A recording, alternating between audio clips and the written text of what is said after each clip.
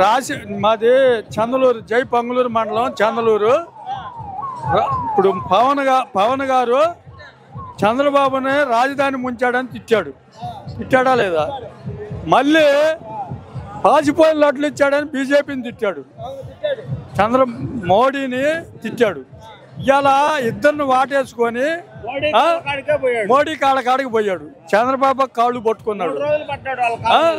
3 రోజులు ఆడే ఉండాలి, ఇంకా రాలేదు. ఇప్పుడు మంచోడు అనుకుంటారు, చెడోడు అనుకుంటారు.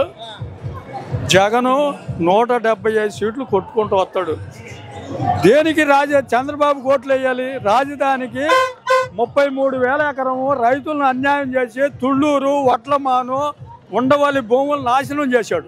రైతుల్ని లాక్కొని మన బడ్జెట్ 2 లక్షల కోట్లు చేసే బడ్జెట్. ఎప్పుడు 2014లో 2 లక్షల కోట్లు.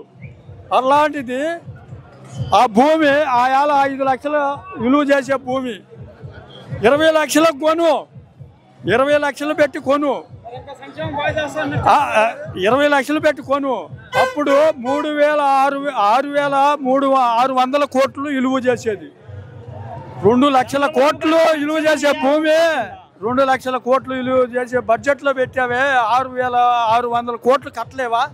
గవర్నమెంట్కి ఎంత ఆదాయం వచ్చేది? రైతులు ఎంత ఆదాయపడేవాళ్ళు? రైతులను అన్యాయం చేసావు, రాష్ట్రాన్ని ముంచావు.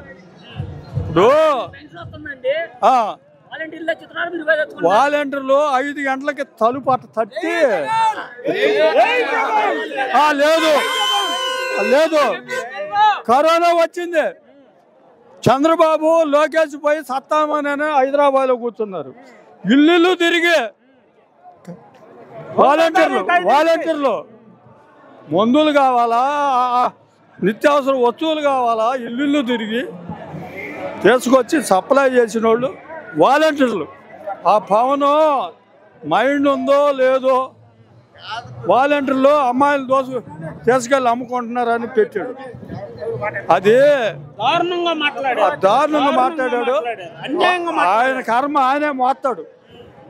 వాలంటీర్ లేకపోతే ఇలా 5 రోజులు తెలుగుదేశం టైంలో 5 రోజులు పడికాపులు కాచుకొని ముసలోళ్ళు అల్లాడిపోయారు. పింఛన్ తీసుకోవడానికి 5 రోజులు అల్లాడిపోయారు. ఇంటికి తీసుకొచ్చారు.